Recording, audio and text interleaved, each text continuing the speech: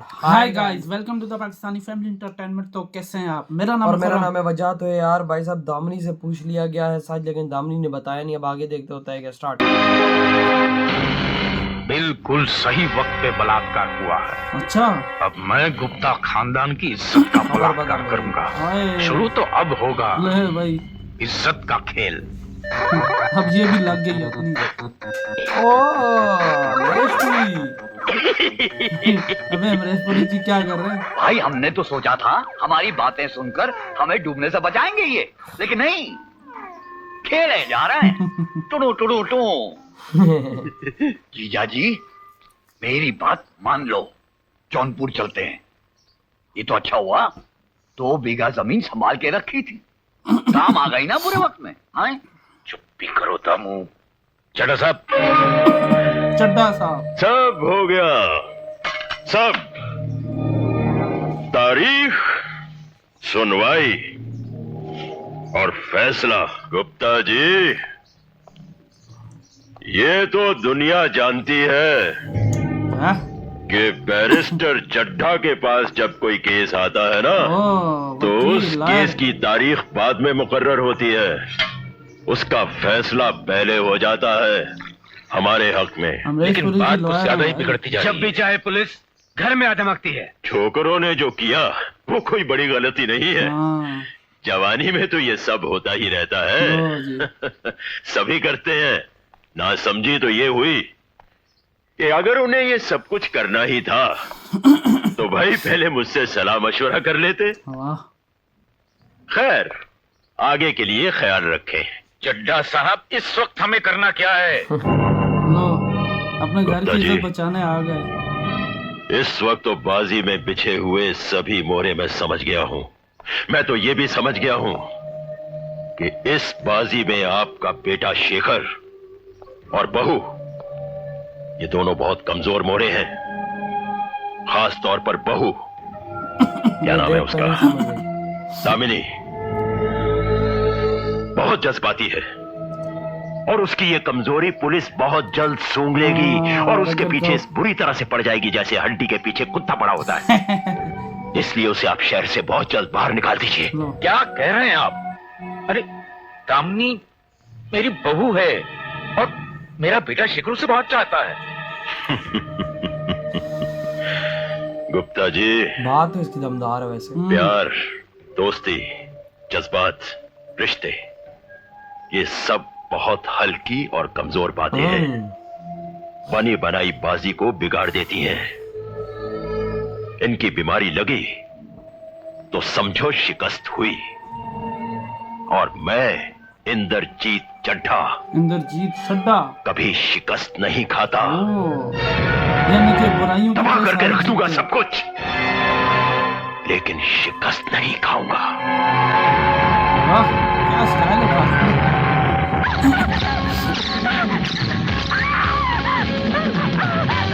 ये क्या?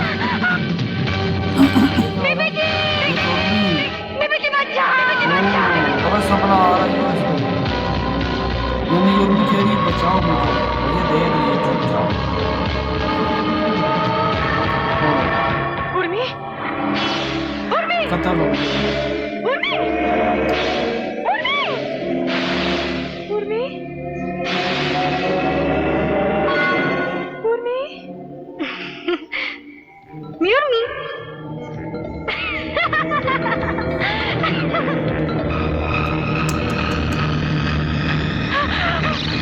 पागल तो नहीं होती है। I am sorry Damini. इसको सपना आ रहा है ना। वो भी बड़ा भयानक।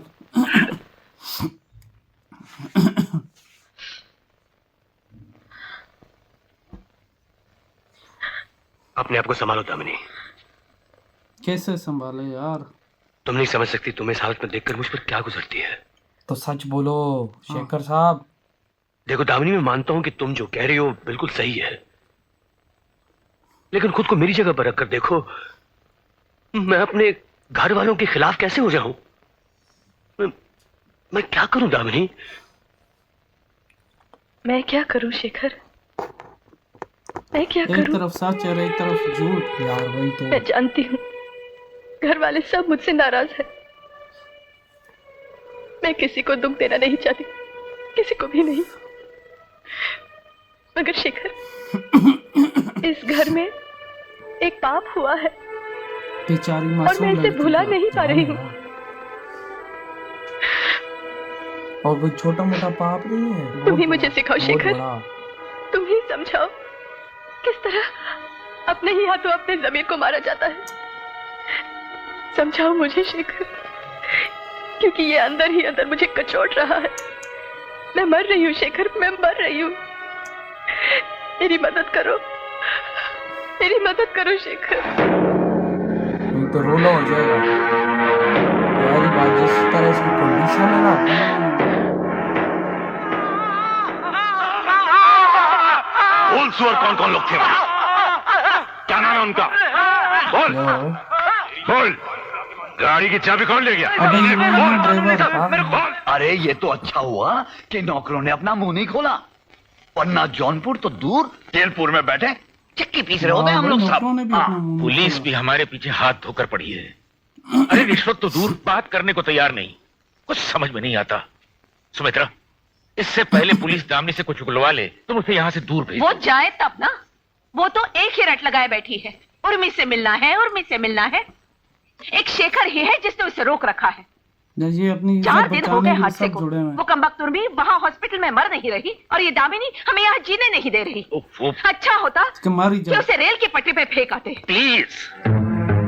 देखो, जैसे भी हो दामनी को ये यकीन दिलाना पड़ेगा कि उर्मी ठीक हो गई है झूठी इज्जत और अपने बचाने दादा के के लिए साथ अच्छा गांव मारी चली गई है। हाँ।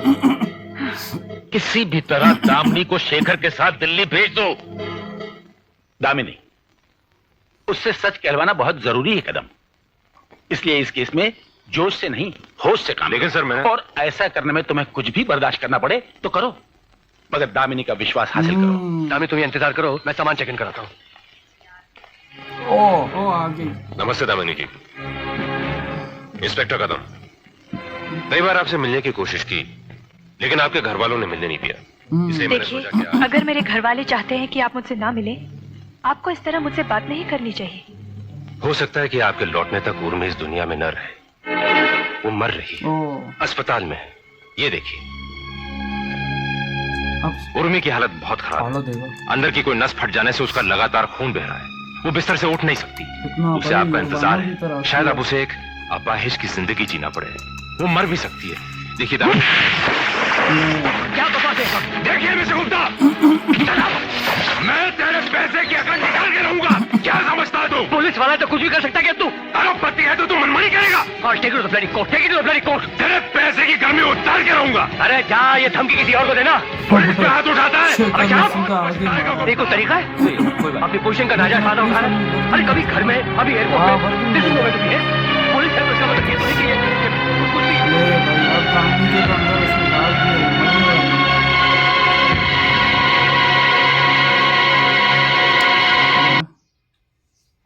ले भाई साहब, हो गई ना रोला। रोला बता हो तो गई। दिया है, कहती है इंटरनल ब्लीडिंग हो रही है भाई साहब। हाँ, नस फटी है तो भाई साहब नहीं है। उसकी वजह से वो कभी जिंदगी भर चल भी नहीं सकती, मर भी सकती है। बड़ा और रोल उसकी है भाई। जिम्मेदार दामनी होगी।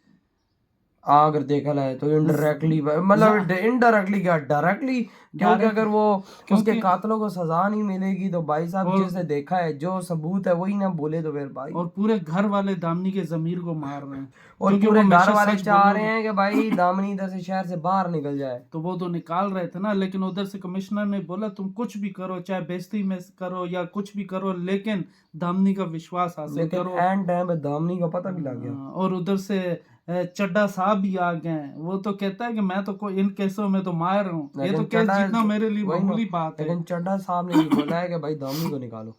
हाँ, समझ क्योंकि गए, वो कहता है कि बहुत वो थोड़ी कमजोर कमजोर वीक है, वो और उसका हस्बैंड, हाँ, वो- क्योंकि दामनी से प्यार करता है शेखर। कब तक शेखर उसको संभालेगा? जाहिर बात है, लेकिन यार शर्म आनी चाहिए कि भाई हमने अब बेटा है, लेकिन वही बात है, बेटे को ऐसा करो कि भाई साहब इंसान का बच्चा तो बने। और लेकिन सारे पुलिस भाई जमा नौकरों को भी पकड़ के लेके गई और है। नौकरों ने मुंह नहीं खोला। लेकिन देख, सारे घर वाले एक लड़की को मतलब इंसाफ ना मिले, सब जमा हो गए और वकील के पास पहुंच जाए हैं, वो भी चड्डा के लेकिन पास। अब आगे देखता, अब आगे होता है क्या। तो बाय।